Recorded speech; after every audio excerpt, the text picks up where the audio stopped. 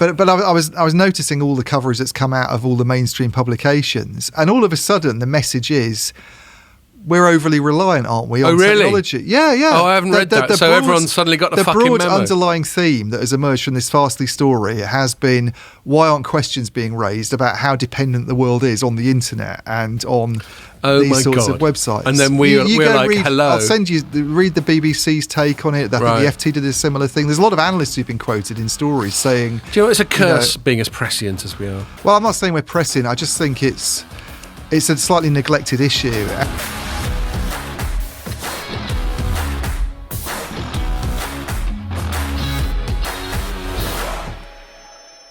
Hello and welcome to another Telecoms.com podcast. It's a nice day, but when me and Ian were having a little sharpener beforehand, it got a bit cloudy and windy. Yeah, and we didn't bring enough beers into the studio with us. And I thought Pierre was bringing some in, he didn't. So we got one each and one in the middle because we've donated one to Pierre. We're going to have a fight over the last one. It's a dire situation. I know, and they're the same beer, so we can't even work out whose they are. No. Anyway... and we've got to keep this one to about an hour because Pierre's got more grown-upness to do. So I'm going to crack on. And you haven't been arrested, although you just got you got a replacement for your little hoverboard that you got arrested over. Yeah. What? Tell us what you got. I got a electric folding bike. Uh-huh. So the hoverboard is no more. That's been... No, I still have it. But all he can do is do it around his flat and terrorise his family. Yeah, I'll use it in and around my house, but for longer commute... It's actually illegal for you to take it out of the house, isn't it?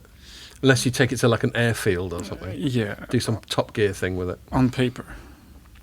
But the bike's allowed. Have you got to have insurance? No.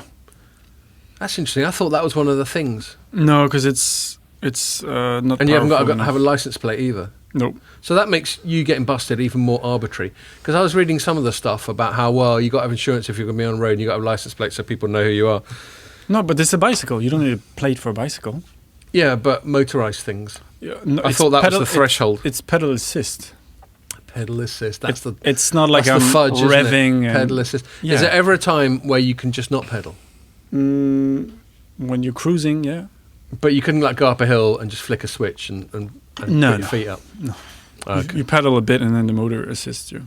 Pedal assist sounds like a kind of bike that's designed for me. Yeah. I need assistance. Okay. What are we going to chat about? I think it's been a middling week for news. It's been mainly shite, but then there was one or two good ones. But luckily, we've got a thing that Ian's been working on forever. Yeah, well, not. This is like a couple of weeks. Yeah, not like my book that took ages. I managed to sneak that in. That's been a little while. It's been about a month since I got to plug. So yes. But yes, you've written a great sort of analytical piece where you've actually done a deep dive, chatted to people, had to think about it, and you're looking at the OpenRAN space, especially in terms of vendor plurality. Yeah. And what's going on there. So I think that's great, and I'm happy to make that a leader. Then I think we're going to chat about the only thing that was big news for I'm concerned this week was Altice, French telecoms conglomerate. There were too many L's in the sentence that I was anticipating. And they're owned by this bloke called Patrick Drahi. And every now and then he just likes to roll a dice and just go, fuck it, I'm going to buy something. And this week he thought, I'm going to buy 12% of BT, just out of the blue. And so we're going to look at... that means nearly a quarter of BT is now owned by the French and the Germans. Isn't it? Because 12% why did we bother with Brexit, eh? Is that why the stock went up? I was wondering, why the stock It would have gone up, yeah, I would have thought. If you read Telecoms.com instead of just only reading Ian's pieces, then so you'd... jealous. Yeah, look at this, 6 months. Wow, look at that. But look at it over 5 years. Yeah, yeah. I think I just flubbed 5 years. Yeah. So it's back to where it was in 2018 or something. I think I just flogged my 20 quid's worth of BT. By the way, my Nokia, I'm now about 20% up. It's now 12 quid, where it was 1 quid. Is Nokia still going up?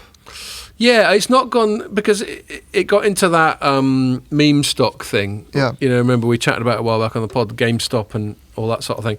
It's there a little bit, but it's not a full meme stock. Right. So there's more volatility than is justified. Do you own which one do you own? Because there's the one in dollar is more. Whoever gaming. free trade lets me buy. Is it in euros? I think so. Yeah, because the one in dollars in the US, that's more volatile. Yeah, more so that stands to reason. Meme-ish. It's mainly Yanks getting involved. It's about $9 or something. Right. So, but BT, I think I flogged mine just before this. Anyway, so that's the second thing we're going to talk about. And then the third thing we're going to talk about is public cloud, specifically because half of the internet went offline for about an hour this week because of one provider. And we're going to say, doesn't that show that the public cloud's a bit fragile? Yeah. Basically. Kind Precarious. of spoiler alert, you don't need to listen to the rest of the fucking thing now. So there we go. Okay, so starting, I'm going to hand it straight over to you, Ian, as you wrote the piece. Tell us about your piece you wrote about OpenRAN and vendors and all that. Yeah, I mean, it was looking at it sort of from the chip side of things, really, because there's all sorts of different components, obviously, with the OpenRAN. There's the software guys, there's the makers of the radio units, there's different server companies, there's application firms in there.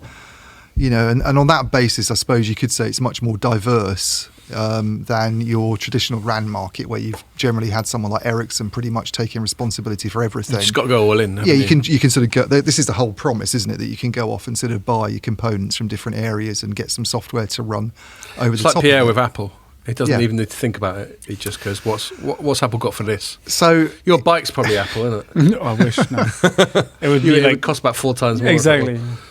So in that respect, it is more diverse. But then you've got to look at the different building blocks in this and be quite careful, I think, about areas where there might be, a company that's quite powerful in one of those bits. And, the interesting thing is, and this isn't just OpenRAN, this ties into the whole sort of virtualization story. I mean, OpenRAN's a little bit different from virtualization, but they sort of go hand in glove. It's the whole idea of, which we've seen in other bits of the network softwareizing. as well. Yeah, softwareizing the network, taking general purpose, and what people mean when they say general purpose equipment is they generally mean sort of using x86 server-based stuff, in areas where it hasn't been used before, and and then running kind of software from other companies on the top of that. And forgive me if I'm preempting what you're about to say, but it's worth specifying what you mean by x86. Yeah, so x86 is the sort of architecture that Intel came up with back. I mean, you'll know more about this than I do. Microarchitecture. It's the actual how a chip,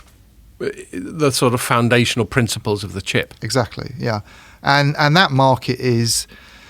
And we were talking about this before we came in, is pretty much all Intel. The only other company really that makes x86 processors is AMD. Yeah, well, as we were chatting about, I sort of learnt about this fairly early in my sort of tech journalism career, where I was at a site called Hexus, where Hexus basically existed to serve the sort of PC geek community, the kind of people who build their own PC from scratch, and who seldom leave their parents' basement.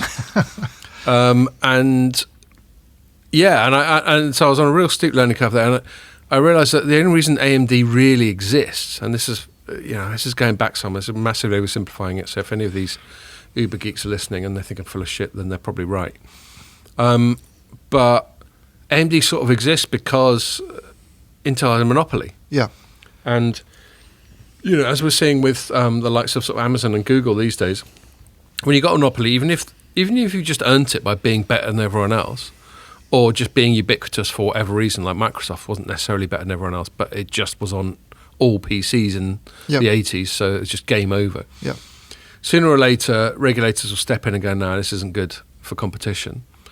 And I think they did that with Intel, and Intel went, all right, I tell you what, we'll offer one license on x86 and then to someone else, and that was got away AMD. with it after that, really. That's the weird thing. Yeah, although they haven't totally got away with it, because AMD is actually going from strength to strength. If you look at their shares, they're kind of kicking ass. They're doing a bit of an NVIDIA job. Right.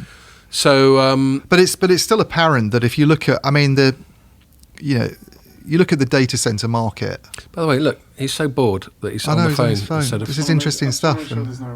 But it's domestic. The market for data center processors, which is, and the whole idea with OpenRAN is that you'd basically be taking that kind of model into the radio access network, is so dominated by Intel, it's unbelievable. I mean, you look at sort of it's 90 to 95% their market share. So what do you mean by dominate? Because I would assume within OpenRAN, there's all sorts of bits and bobs, within a RAN. No, I'm talking about data centers here rather than. Oh, sorry. Yeah. So the market for data. Yes. So the market. ARM architecture is starting to make some inroads, isn't it? No. Oh, okay. All right. Good. 5%, 5% Right, to 10%. so early days. I mean, it's all either ARM or x86. But it used to be 0%. It used to be 0, so they've come somewhere. Yeah. But it's still 90 to 95%, right? I hear you.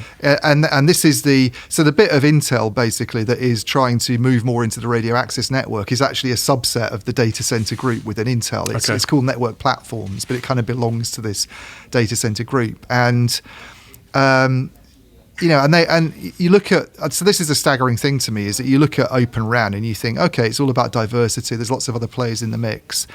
You don't just have your Ericsson, Nokia, and Huawei. It's all broken up.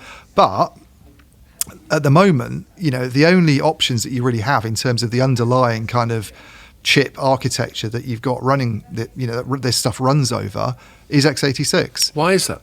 Because, well, exactly. That's a very good question for the industry, and there's obviously concern about it. But I mean, the so there's all these companies we talk about, like Mavenir, Altice, Parallel. Okay, so why can't they just pick and choose? So that's the interesting thing. Altice, Matt. So what Intel did, Intel sort of wrote route into the radio access network. Basically, started about 10 years ago when they started investing in a sort of software stack that would run over their x86 processors. Specifically for RAN type stuff. For RAN stuff. And it eventually became something called FlexRAN. And then you had these companies like Altice and Parallel Wireless and Mavenir, which pretty much are, when anybody thinks about OpenRAN and software companies that would run the baseband software, those are the main options. In fact, it's pretty hard to think of anybody else. There's a couple of smaller European players. That's just there's three, JMA Wireless. So there's these three guys. They always show up in OpenRAN projects. Yeah. Any OpenRAN That's how come project even you can I've think heard of of. Rakuten, Altice, Dish, Altice and Mavenir. Parallel Wireless has a big presence in a lot of African and emerging markets. Right. They are every single one of them is based on FlexRAN. They've all based their software on Intel's FlexRAN architecture. So what that's that the foundation. So what that means is if you were to try and take now. This first became interesting to me actually when I was writing about Dish Networks, the company in America that's trying to build a sort of fourth mode, kind of doing what Rakuten's done in Japan, and build a new network from Perhaps scratch. more on them when we talk about public cloud later. Yeah. So this is one thing they did quite recently. They're building an OpenRAN network. They did a big deal with AWS where they said they're going to put a lot of their stuff within AWS data centers and run it through the public cloud. And a part of that deal mentioned these Graviton 2 processors that AWS has been developing. Graviton. And they're like Flash Gordon. They're ARM-based, those processors. Okay. They're ARM-based processors. And there was a suggestion that one thing Dish might want to do is actually run some of its radio access network functions on those processors instead of using x86-based systems. So I spoke to Mark Ruan, who's the chief network officer at Dish. Used to be Nokia, didn't he? And I actually spoke to Parallel Wireless as well. I had an email exchange with Parallel Wireless, I should say. And basically, you couldn't just take Parallel Wireless's software today, or Mavenir's software today, or Altice software today, and run it on these ARM-based Graviton 2 processors. You couldn't do that. So what Mark Ruan's talking about doing is, the options are then to try and bring in other software players. Well, one problem at the moment is that they just don't seem to exist. Mm-hmm. And I spoke to ARM about this, and they couldn't cite people who are working with their sort of ecosystem in OpenRAN that are kind of pure individual software players. Right. So where does that leave you? Well, you've got to try and then find a way of jimmying, I suppose, the software that you're getting from these three companies that's not to easy run on at all. ARM-based processors. I remember back when I was learning about this stuff. So one of the things I did when I was at Hexus, and I was kind of muddling my way through, I got to know ARM and I got to know Imagination Technologies. Imagination Technologies is like the arm of graphics processing, or at least it was back then, till Apple screwed them. And I was like, look, here am I, writing for this little blog in the UK. We've got all these massive American tech sites, sort of Engadget and all that sort of thing, TechCrunch, kicking ass. We've got like the Far Eastern supply chain companies like web media like DigiTimes, who are quite good at getting the word on the street from the factories, from Shenzhen or whatever. What have I got? And I thought, well, fucking hell. Our office was kind of equidistant between ARM in Cambridge and Imagination Technologies in King's Langley, which is just around the M25 getting King's towards Landing? Heathrow. Yeah, not quite. Not as exciting as that. It's just off the M25, dragons like flying halfway overhead. to Heathrow from where I live. Anyway, it's at about like 10 o'clock on the M25, something like that. Yeah, I used to work there. Oh, Kings Langley? Oh. In the Novartis or Ovaltine factory. Did you? Oh, this is Yeah. going way back. What were you doing? Like putting Ovaltine in tins? My dad was like chief financial officer there at the time. So I so he got you like a work so experience? he sort of did a nepotism thing and got me a internship cost type of thing? accounting job for a bit. Oh, okay, I you love didn't actually have Ovaltine. to make Ovaltine. I wasn't in the factory actually making the Ovaltine, no. I was in a swanky- I was in a swanky Ovaltine as a office kid. block. I was addicted to that. Is it? You get that in France, do you? In French, it's called Ovomaltine. Yeah. So good.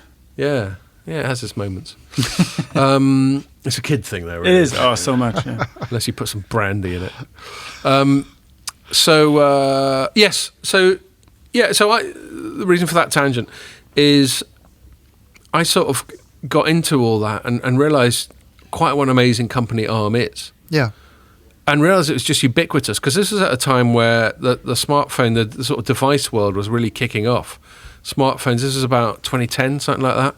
They're really exploding with the iPhone and Android, and there are other sort of devices. And then Intel was trying to give it a go. It used to have this, it had this chip family called Moorestown, and they were just shite because intrinsic, and I don't know if this is still the case, I'm not as plugged in as I was a decade plus ago, but it was intrinsic in the ARM architecture that it was much more energy efficient than the Intel. So Intel's great for data centers where there's lots of cooling, or PCs where you got fans, all that sort of thing. But any time where it's space constrained and you don't want it burning a hole in your arse while you're wearing it, you're going to go with ARM every time. Yeah, and ARM's not just, ARM's associated with the client side of things. That's it. Smartphones. So it's a very different model. They make the designs, and then people like Qualcomm or Huawei or whatever. It's not a complete like-for-like comparison, we should point out. Intel makes its own x86 chips, and as we've said, the only other real company doing that is AMD. Whereas with ARM, it kind of produces blueprints, and then people like in the radio access network world, people like Xilinx and Marvell and Broadcom come along and add some of their own magic to that, and then they sell it to people like Ericsson and Nokia. Basically, that's how it works. And Xilinx is relevant because they've been acquired by AMD. Exactly. Yes. So that kind of gives AMD a sort of bit of a boost. So it's not a like for like comparison, but the interesting thing to point out is ARM is, although it's associated with the client side, as I've said, it does have, if you look at where the traditional RAN's done, and you went and cut up dissected an Ericsson or Nokia box today, then the processing, the sort of central processing unit architecture is pretty much always ARM based. So Intel coming along with OpenRAN, Intel does have a play. So even when Nokia's going, we've made our own chips, they will, and this is totally plausible, they will ultimately be built up from ARM architecture. Nokia's using people like, interesting, it's using Intel as well. Intel has a play in the traditional RAN as well, which I can explain in a minute. Sure. But Nokia's using people like Broadcom and Marvell, basically. Yeah. And I think, in fact, last year it announced deals with those companies on the 5G side after actually having some problems using Xilinx FPGAs before that. Yeah. But Intel isn't just about OpenRAN. It made this very interesting acquisition in 2014 of a bit of a company called Avago. It bought a kind of rings a vague bell. It bought a chips. It spent about 650 million on a business called Axia, which was a part of Avago that Avago previously acquired from someone called LSI, and that's grown into their sort of traditional processor bit of the RAN. So they came out with this chip last year called Snow Ridge. Okay. That's the code name for it. I think the actual name's Atom P5900 or something. Right, and Atom goes all the way back to netbooks. You remember netbooks? Yes, yeah. So that was the original Atom chip. And they would sell that. So they're selling that to Nokia, for instance. They're also selling it to Ericsson. I think ZTE's a customer even, which is quite interesting. Right. But that's generally meant for the traditional RAN. And they have a really big market share in that area already. They've gone from partly, that I wouldn't have guessed. Yeah, so partly through this acquisition, and I think just growing it after that, they've gone from having no presence at all in that area before, and it being sort of very much ARM based, to having they're claiming about a 40% share of the market. So, but through traditional vendors. Through traditional vendors, yeah. So basically, part of the solution that Nokia, Ericsson, Huawei, etc. offer has got Intel shit in Not it. Huawei. Not Huawei. Not Huawei. Right. I mean, Huawei. So Nokia and I don't think Ericsson, Huawei would be allowed anyway. Not now. But also, what High Silicon does is pretty much covers that area. Yeah. So through. But High Silicon will be based on ARM architecture. Well, Won't it? they have ARM. Yes. Yeah. So this is one of the reasons I think why the relationship with ARM and Huawei has been of some interest. I think in the press, hasn't it? And what they can. And let's not forget that ARM is owned by SoftBank right now, which is Japan's a US ally, but it's still Far East, isn't it? It's still a bit more dodgy, I'd imagine, in American eyes than good old red, white, and blue Intel. Yes, yeah. So Intel does have a presence that's grown quite quickly, partly through this acquisition in the sort of traditional RAN area, but the OpenRAN itself is sort of its opportunity really to, what it wants to do with OpenRAN is not use this Atom processor. It wants to take sort of these Xeon x86 based processors and use those in. If we break the radio access network down, you can sort of pretty much break it down into three areas. There's the radio unit itself. Then you've got something called a distributed unit, which is where the baseband processing gets done. And then you've got a central unit, which is kind of further away, which is sort of slightly higher layer stuff and more server-based anyway. Okay. So in that area, Intel is pretty solid anyway. It's always going to have an opportunity. It's always going to have a real opportunity there. Yeah. The kind of more, the more of the battleground, I suppose, is on the distributed unit side. And this is where you see companies like Qualcomm and Marvell making some announcements recently about doing stuff with ARM, but it's not there yet, Right. And the ecosystem just isn't there, and we're left with this situation at the moment where, as I say, you've got these three companies that are US based, Altice, Star, Mavenir, and Parallel Wireless, that have developed their stuff on the x86 sort of FlexRAN system, and basically what you'd have to do is. I mean, Mark Ruan at Dish was saying that if we wanted to use that with these Graviton 2 processors, we'd probably have to introduce some kind of abstraction layer. So you have another middleware or whatever. Exactly. Yeah. But then you start to think, well, is that creating a new source of sort of? Well, the only alternative then is to have more than one software provider, I suppose, isn't there? You've got to bring in another software company. Okay, so cutting to the chase, because I'm just looking at the time and through various bits of procrastination and talking shit.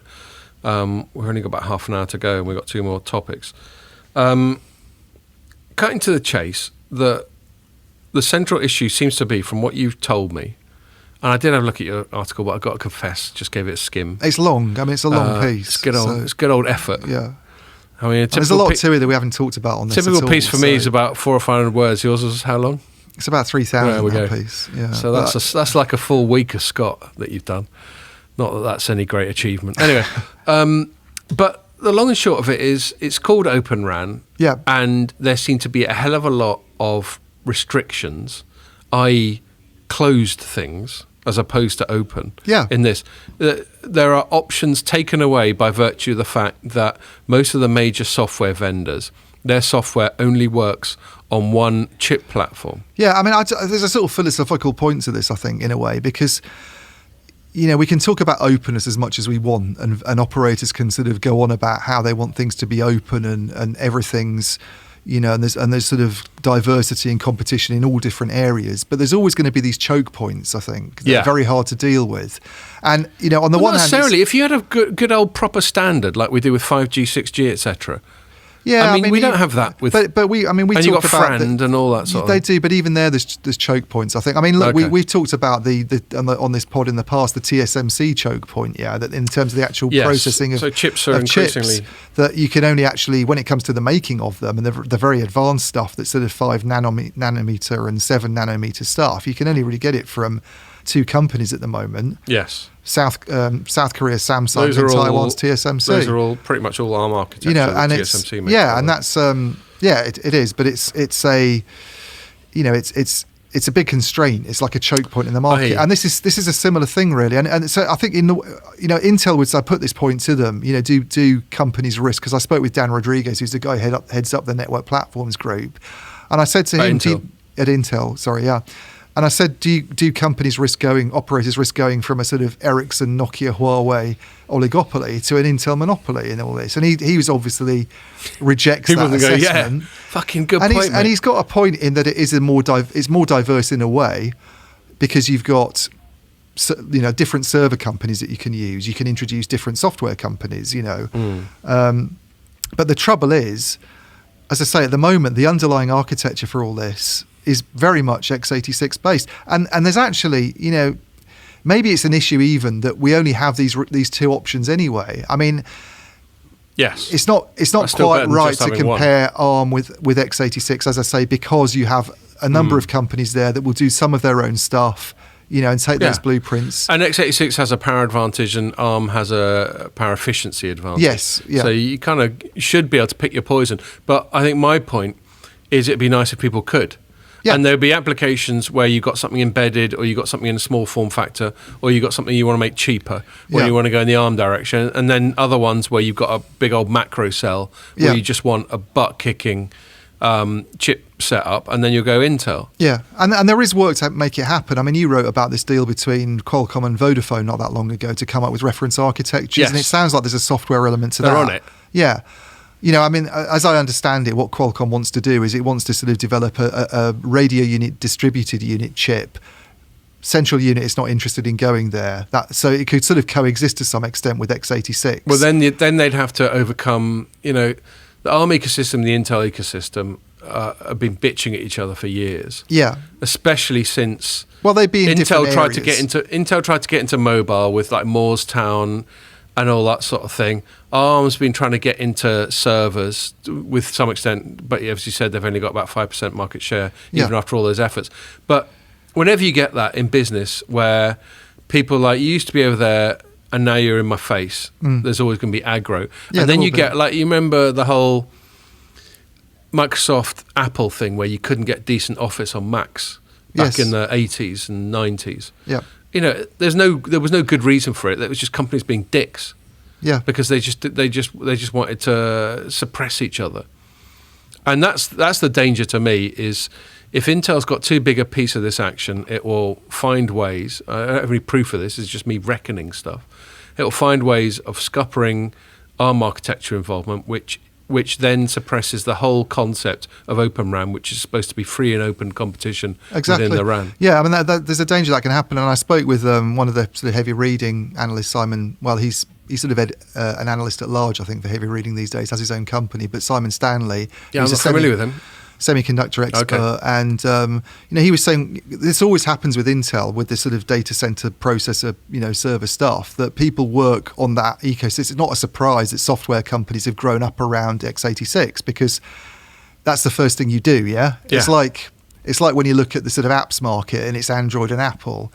And most of it's sort of Android based, isn't it? And which is why, like last week, we spoke about Harmony OS, and so it's very difficult for anybody to get in, because you've sort of got this disincentive to develop for Harmony OS, and that's the danger. Is that, do companies take shape? Does this sort of 95% market share that they've got in data centers, does it end up becoming a factor in the, especially in the when RAN you've got the US government, the OpenRAN when side? you've got the US government getting so tumescent about the whole thing? Yeah, it definitely needs looking at, because some of these questions I just don't think get thought about enough. Especially with the political side of it, politicians don't really understand the nitty gritty of it, and you risk ending up with, it's not as visible a monopoly perhaps, because it's not one big vendor selling stuff. But you look at the heart of it, and hang on a minute, all the architectures are based on this particular system, and it's all controlled by this giant US company. Yeah.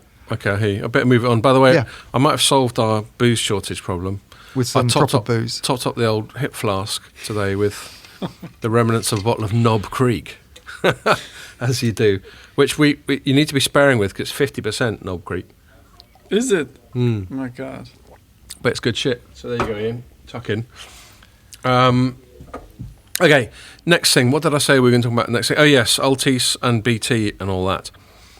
So, luckily, I mean, there isn't that much to say about this, which is good, because we've completely overrun anyway. So Altice is a French conglomerate owned by one of these sort of oligarch Master of the Universe types called Patrick Drahi. Or Drahi. How would you pronounce that in French? Drahi. Drahi. There we go. You just pronounce everything in French as a bleh. with about 12 unpronounced letters in it. Yeah. And he likes to buy and sell stuff. That's just what he does. He's one of these people. And the other day he just went, fuck it, I'm buying 12% of BT. As you do. Just 'cause. It's like when I bought 20 quid's worth of BT, but a lot more. Just a bit. In fact, in fact, we can probably You are the UK Drahi. I'm the Drahi. So he spent Drahi of 2.2 Hitchin. billion. We can probably work out. So he basically spent, 0.0001%. and I spent 20 quid. So he spent about 100 million times more than I did. Anyway, and yeah, it was just weird because the weird thing about it, you don't buy such a big. If it was just an equity investment, then A, why BT, and B, why so much? So obviously it's not just an equity investment. You know, and his sort of statement was like, well, yeah, we just really believe in BT. Oh, fuck off. Like, really? And Champions League is going to be huge. Yeah, exactly.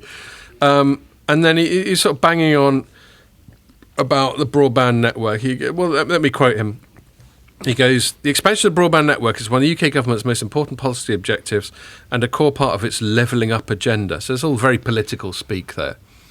You know how investment in infrastructure and investment in, you know, commercial activities has to be repackaged as philanthropic in some way. Yeah. Levelling up indeed. And he goes, following the recent settlement of the regulatory framework, the new executive team at BT has developed a clear strategy, increasingly to focus its capital resources to deliver the rollout programs. He's talking about fibre, obviously. And then he goes, we fully support this strategy, which is nice. I bet that's really made their day, isn't it? We fully support this strategy, and I believe that Altice can, through working in partnership with the executive and board of BT, bring deep additional experience, expertise and pace to enhance and accelerate this investment What do they mean program. by that money? Well, no, because they've just bought shares. I mean, unless they're going to chuck some more euros into the kitty, I think what they're saying is, I think it's really slippery language. They're saying we think BT's doing a great job, but with our help, we think they can do an even better job. Yeah, but it's funding, isn't it? I mean, they're there as a sort of investor now. I don't think they are. I think, well, yeah, they're as investor, but not as funding. I think this is more another French conglomerate. I don't know if you remember, this was a few years ago when Vivendi was dicking about with Telecom Italia. Yeah. I want to change things around. Look, Yeah, and they bought about a similar proportion of it. They bought less than they had to. It's certainly less than 25%, which I think is a threshold after which you've got to declare something or other. And they tried to have outsized influence on the board for the amount of the company they owned. And then they eventually got scuppered by another company called Elliott, which is even better at that kind of dicking. Yeah, but it's all going to be... be. I mean, I think you covered this actually as well. But it's all going to be financial engineering. It's going to be a separation of OpenReach in the same way that operators carve out their towers. Yeah, I mean, there's nothing that. Well, Altice so can bring that's to sort of BT leading ahead. I was sort of leading up to that. I think you're probably right. But my point was, before we get to that, the conclusion where I largely agree with you as a guess. All their rhetoric is that we're just trying to support BT doing the great job it already is. Yeah. And you see that and you're just like, nah, I'm not having this. Now, I think what he's seen, so like reading other stuff and your stuff, and I didn't write about it myself, but thinking about it and the conversation that's taken place about BT recently, I think they've come along and they, you know, Drahi's seen a lot of the sort of activity that's been going on in the telecom, which they've been involved in themselves, you know, spinning off infrastructure assets, basically, whether it's towers, you know, whether it's underlying fibre, you know, which is a conversation that's going on in Italy at the moment as well. And this has been aired before, that maybe OpenReach, which is the networks part of BT, the bit that builds the fibre to the home networks and wholesales that to other operators, you know, maybe that should be taken out of BT. And it's semi-autonomous as it is. It's semi-autonomous as it is, but it's still 100% owned by BT. Yeah, I know. That was such a bullshit manoeuvre, wasn't it? You know, so you know, that this, was just this to whole placate Ofcom. you know, at the end of the day, okay, they have to charge the same wholesale rates to other operators. So it's that heavily they charge regulated. their thing, but they're still receiving the money. The money's changing hands and going to another bit of BT, whereas it's not when they're just selling, sitting there in a trust fund. Yeah, so you know. Ideally, if you want proper sort of separation, as like structural separation or functional separation, I always get them mixed up. But you want to take that bit. I mean, what we've got, I think, in the UK is called legal separation, isn't it? Which is a silly thing. That means it's got its own board, but you've still got bloody Clive Selly. You've still got Clive Selly on the phone during the investor call with Philip Jansen there answering questions. It's all patronage. I mean, I think, who was it? Tony Benn always asks when he's talking about any, I think, political movement is who can sack you. Yeah. Who can hire you? Who can sack you? Who are you accountable to? Exactly. And if Philip Jansen can sack Clive Selly, which he can, then it's part of BT. Exactly. So, in the perfect world, according to some, OpenReach should be taken out of BT, and run as a kind of independent company, sort of a bit like Australia's NBN, I suppose. Although I wouldn't necessarily want to compare it to that because that's been a bit of a disaster. But you could take it out. You could have other shareholders involved, like Altice, like Vodafone, for instance. Like Virgin Media O2. Well, that's going to raise concerns about whether that merger should have been allowed to go ahead if it starts to get involved. And I think that was even mooted as well, that Virgin Media O2 could become an investor in OpenReach in the future, and it becomes a sort of carrier neutral infrastructure that other operators have. But why does Altice? So if we assume you're right, and by the way, it's not just you saying it. Yeah. I got an unsolicited executive summary of a research note from Jefferies. Yeah. That basically said a key issue. Get those, but I didn't read that one. A key issue is how Altice intends to. This is quoting the Jefferies thing. A key issue is how Altice intends to unlock value.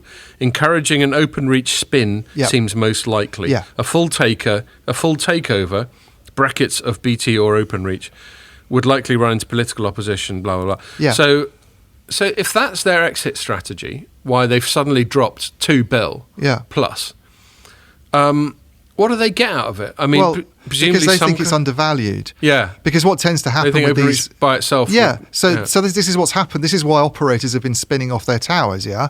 Because they think they're undervalued assets, and it's happened. It's already, you can already see it. Cellnex, which is an independent towers unit, is worth more than Telefonica. Right. And yet its revenues are a tiny amount of Telefonica's. That's weird, isn't it? And then Vodafone's got this Vantage Towers business that's, I don't know what its market value is, but it's high compared to what it is. Big chunk of it. So they basically think that if they spin these assets off, then there's an appetite, there's an investment appetite. And there's for been them. Massive private equity interest in telecoms infrastructure for a while, hasn't there? Yeah, so it's private equity investors flood in because they like infrastructure. They don't like infrastructure on its own is more appealing than having a big telco that's heavily regulated, that does things like TV, and it's got that has to deal with customers, that has shops.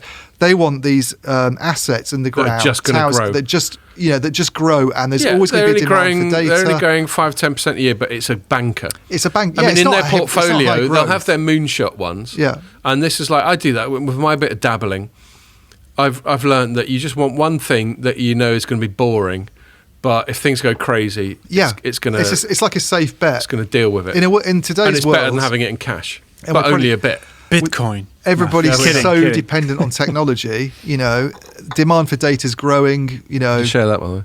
God knows, how much it's grown during the pandemic. We keep seeing figures about that. Everybody lives inside these days and watches Netflix, and or they sit in their bedrooms and do weird things over certain videos there, or they work online all day at home. We need more towers. We need more fibre in the ground, and and investors know that, and that's what Altice is thinking. It's thinking, look, separate OpenReach. Its market value is probably going to be, God, it might even be the same as BT's. The rest of BT. I mean, I don't know. More it's going to be worth so it just unlocks. I think the expression is unlocks value. I don't really like that, but that's what they. That's exactly what Jeffrey said. Unlock value, and they're actually probably right. And when I think about it that way, I can sort of understand the logic of it. Because just taking a stake in BT, to me at the moment, wouldn't be a particularly sensible move.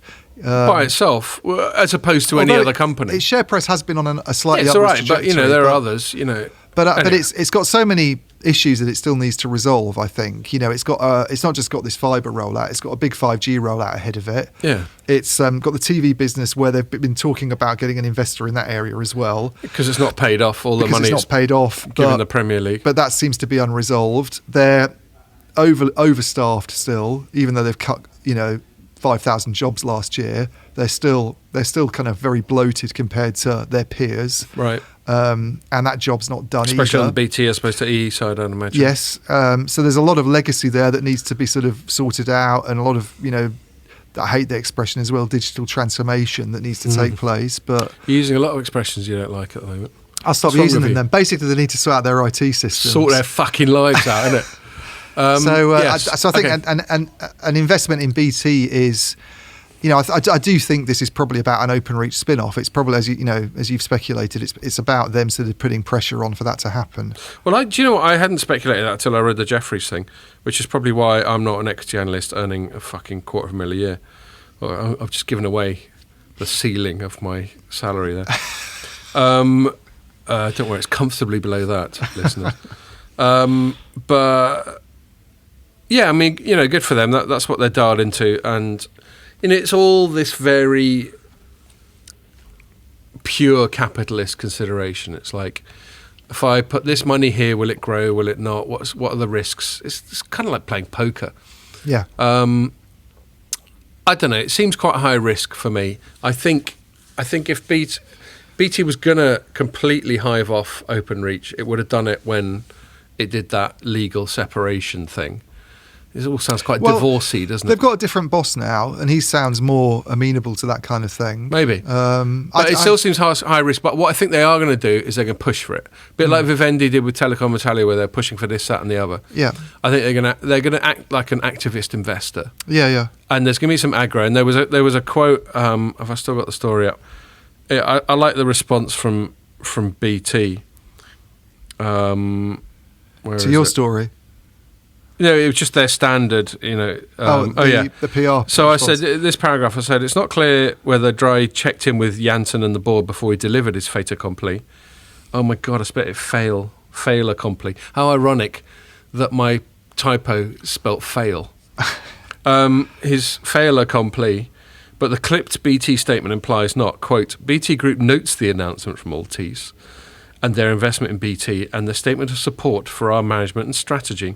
We welcome all investors who recognise the long-term value of our business and the important role it plays in the UK. We are making good progress in delivering our strategy. Well, you know what's dangerous about this, though, is you referred to this Telecom Italia situation and how much of a nightmare that's been actually for that company. This clash between Vivendi and Elliott that happened, and I think still going on. But it was a very visible argument that took place a couple of years ago, in particular. And I remember Jamie, our former colleague, writing about it quite a lot. Yeah.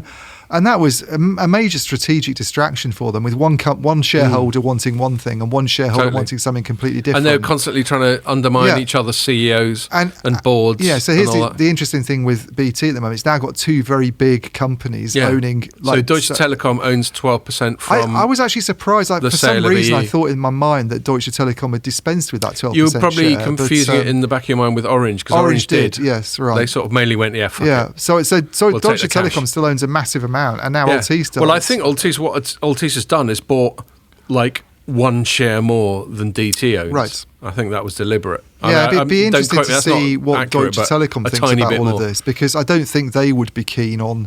I don't know, actually. It's hard to say. Maybe they think similar things. We've got a good old Franco-German-British But the issue for me with going on. Structural separation and functional separation is if it becomes something that regulators see as the solution to competitive problems in the market, and the way forwards, if you like, is to have carrier neutral sort of fixed line networks. It kind of sets a bit of a precedent, doesn't it, for other regulators to look at it seriously. So if OpenReach does get hived off? Yeah, properly? So if OpenReach did get hived off in the UK, then do French and German regulators start to go, well, hang on a minute, maybe it's time that Deutsche Telekoms or Telekom Deutschland. Given how the French and Germans are, if we did it, that would just convince them that it was bullshit. Maybe. Because that's what it's like in Northern Europe. We love messing with each other, don't we, Pierre? Okay, let me move it on. What was our last thing? Oh, yeah. The cloud. The apocalypse. So we had, this week, let me just find my thing. There we are. So my headline was, Public Cloud scores another PR win with Fastly outrage. So Fastly it calls itself an edge cloud platform. It's basically a content delivery network. Yeah. And so I don't really fully understand how these things work. But basically, what you've got is you've got this company where they've got edge servers, i.e. distributed servers or geographically distributed servers. And they will keep providing those servers with your, let's say you're a client of theirs. Let's say the Telecoms.com podcast was a client of theirs. But we were live streaming and broadcasting. We want to make sure that people could view this stuff with no lag. We get someone like Fastly, and they'd make sure that no matter where you were in the world, you were still getting us like pro delivery of what we're doing. And that's all good. That's a great service. No argument with that. Problem is, they've got a hell of a lot of clients, including a lot of major media and also the UK government. And they had a fuck up this week, which meant that those websites were all down. Yeah. And, the reason I went with that headline, and I'll ask you about your headline in a sec, which is the one that Pierre liked, and he didn't give mine any credit at all because he's clearly biased. The reason I went with public cloud, and I sent you an email before I'd written my thing. I was like, "What's your angle on this Fastly shit?" And you were like, "Public cloud apocalypse" or whatever it is. That's pretty much my I'll let you headline. say what your headline was. And I was like, "Yeah, that's me as well," because we obviously know each other, and we've chatted about public cloud, and and it sounds like we're really hostile to it. But this is just another illustration of how putting all your eggs in one basket can go Pete Tongs. Anyway, what was your take? Mine was something like public cloud apocalypse, I think, or Fastly outage gives preview of internet apocalypse. You went with The apocalypse. interesting thing to me is we've talked about this a lot, for weeks now, and there's been a lot of. We always get we get some shit. We get some but pushback. I'm always conscious of in the trade press, perhaps it not getting a lot of attention. Actually, Yeah. public cloud gets written about in this. Oh, people are going into the public cloud. It's all about efficiency. Let's all live happily ever after. Bye bye. And agility and scalability. Yeah, and agility and scalability and all this sort of bollocks. And Fastly is obviously a major issue outside this little world we live in. It was written about by the BBC, by the FT, by UK everybody. government. couldn't. And I didn't read things. other coverage while I was trying to bang out my thing. I was trying to get it done quite quickly. But then this week I've been sort of It noticing was like the opposite of your earlier piece. Yeah. But I was noticing all the coverage that's come out of all the mainstream publications, and all of a sudden the message is, we're overly reliant, aren't we, on really? technology? Yeah. Oh, I haven't read that. So everyone's suddenly got the fucking broad memo. underlying theme that has emerged from this Fastly story has been, why aren't questions being raised about how dependent the world is on the internet and on these sorts of websites? And then we're like, hello. I'll send you, read the BBC's take on it. I think the FT did a similar thing. There's a lot of analysts who've been quoted in stories saying... Do you know, it's a curse being as prescient as we are. Well, I'm not saying we're prescient. I just think it's a slightly neglected issue, and it's not just the public cloud. This Fastly outage is almost farcical, because apparently what caused it, you think something like as big as this happens, you're thinking, it must be the Russians. Yeah, or the Chinese. It was some bloke at a customer like changing some software, and it had this stumbled domino on a bug, effect. and it just basically had a domino effect, and took down a load of websites. And you think if something like that, as humdrum as that, can lead to this kind of effect, then surely we need some. We need to sort of look at this a bit more seriously, be asking questions about the fact that websites are prepared to put the FT, for Christ's sake, the UK's government, website, have just gone down. And it could have been, all right, it was only about 40 or 50 minutes. This is the thing. It was actually not that disruptive because they got it dealt with quickly. Yeah. But we've seen on the fair play to Fastly on that one. Fair play to Fastly for sorting it out. But we have seen outages that have lasted longer than that on the core network side. I seem to remember Ericsson had some problems with the O2 network and SoftBank as well a couple of years ago that lasted much longer than that. They were out for several hours. Imagine if this is something that it takes them days to get things back up and running. It could happen. That is major economic damage. Exactly. That's a huge issue for big businesses. It is a huge issue, and it comes back to a thing we've spoken about before, which I would summarise it with the term redundancy. When everyone's going on about efficiency and agility and all that sort of thing, and whenever all these like you were talking about Dish earlier, and I sort of hinted that it might come up again. Whenever you've got Dish going all in on AWS, and they think they're so fucking clever because then they've got no infrastructure themselves and they're incredibly light and all of a sudden agile. they're getting pushed to use certain chips that AWS develops. Yeah, well, exactly. I don't think it's Luddite and excessively contrarian to go, okay, you've just announced that you're now much more dependent on a third party than you were before. Is it possible there's any downside to that? Yeah. I made the sort of crude analogy of me owning my house and then deciding to sell it to someone else and rent it back from them. They could fucking kick me out any time. I think the thing that worries me as well is that so few people understand this stuff. We're very. It's not that complicated though. Well, I don't think we're that clever. I just think we dare to say the emperor's got no clothes on. That's all. I mean, I got onto an online conference that was going on in the US this week about optical, because my boss asked me to sort of cover this thing that, Neil McRae at BT, he's a chief network architect there. So I was watching this thinking it was going to be all about optical and what do I get out of it. He started talking about automation and the fact that BT's network is... this is relevant to what we're talking about, but he was saying that BT's network is becoming so complicated now, and some of the stuff you can do with 5G and some of the services they want to provide are so complicated that they can't rely on people anymore. They have to completely automate it. Stuff. Yeah. And my worry is that a lot of 5G, this ties in with the Fastly thing. Yeah, if networks are too complicated for people to manage and operate, then they're going to be too complicated for people to easily fix and diagnose problems in. And it gets to the stage where the last line of defence at the moment in the network is the engineer. Skynet, isn't it? Yeah. There's network operation centres are almost completely automated, but there's one guy at the end who sits at home, and if everything fails, you phone him up and you go, you need to come in. Yeah. And it's going to get to the point where he needs to phone a robot because he doesn't understand it. Yeah. Phone a robot to carry him in because he had a big night out. And this Fastly thing, to me, is almost like you're going to have people saying, well, the main problem with the Fastly outage is that some bloke messed it up. We need to automate more. Well, the problem is that that's a problem. Yeah. That we're too. I think we're overly reliant on technologies that too few people actually there's understand. No redundancy. There should be, if one guy, and by the way, Pierre, I seem to remember chatting before the pod that you might have some views on this, so if you do, I'll invite you in a sec because I haven't given you a chance. But if it all comes down to one guy fucking up a little bit innocently, presumably he didn't sit down and go, watch this, I'm going to take half. Well, if a robot was off. doing it, it would never have done that because it would have realised it was a software bug that you were going to trip over. Would it was going to... This is going to be the argument that your weakness is your faith in your robots, Ian.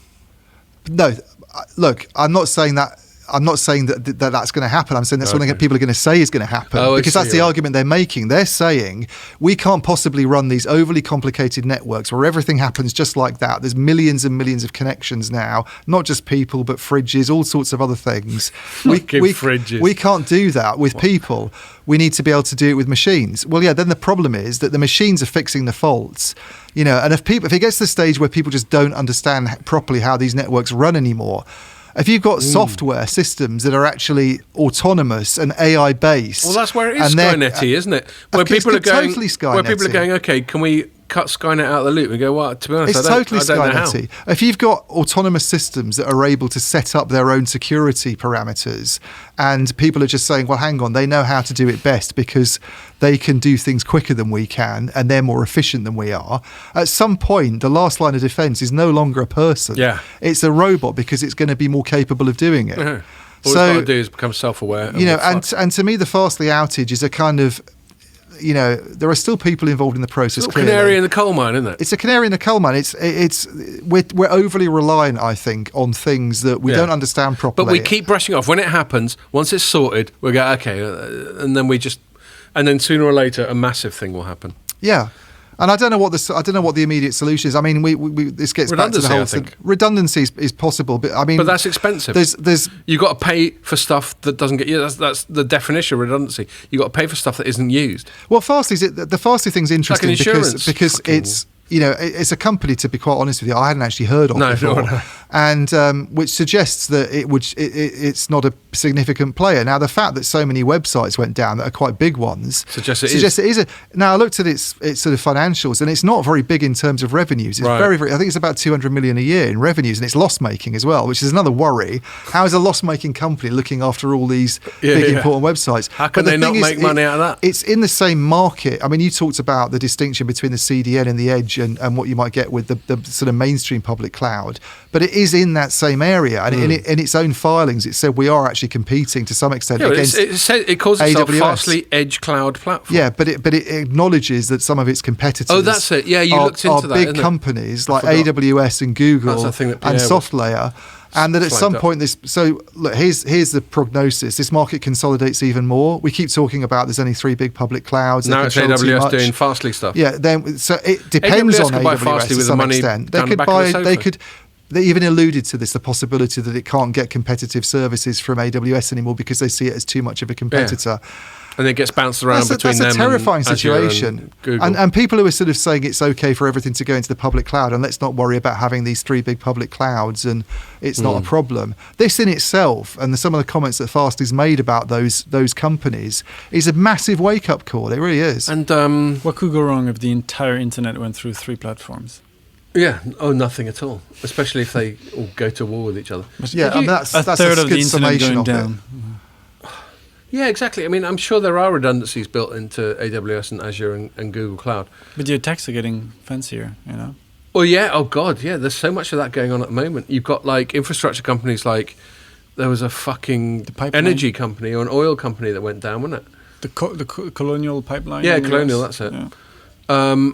And then we had this weird thing. This is one of the things I was going to talk about this week, but we decided not to. But talking very quickly... They paid the ransom in Bitcoin. And then retrieved it. Yeah, and it turned out that FBI's got these little sneaky Bitcoin accounts sitting around, and the baddies dumped their Bitcoin into a fucking FBI account. Seems like a bit of a schoolboy error. They've gone to all that trouble of ripping off this oil company and getting a ransom, and then they go and plonk it into a secret FBI account. They must be like, oh, fuck it, next time, boss, definitely. I've learned from that. So was there any other stuff like about all that sort of CDN Fastly stuff? No, mostly it just feels like it's only going in one direction. That's it. In terms of consolidation of public cloud and all that.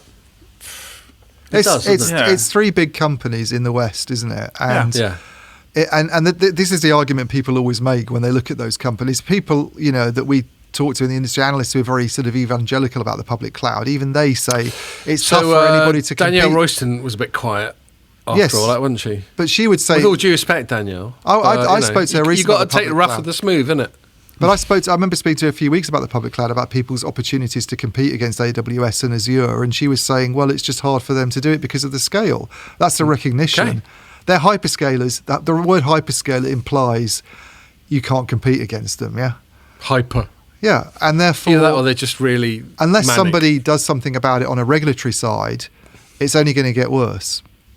Cool. We better wrap up because Pierre's got to do something in about 5 minutes, haven't you? So I will wrap it up there. That's good. I've noticed that we sort of we're a bit more sort of fluid and gobby towards the end when we've had a couple. Yeah. Gobby. So that's just loquacious. Loquacious, there we go. Look at you. Garrulous. Look at you with your new words. That I learned in Con Air. So, but that's quite good. I think it sort of ends in quite a sort of frenetic note, which is good. All right. I should probably turn down the volume progressively.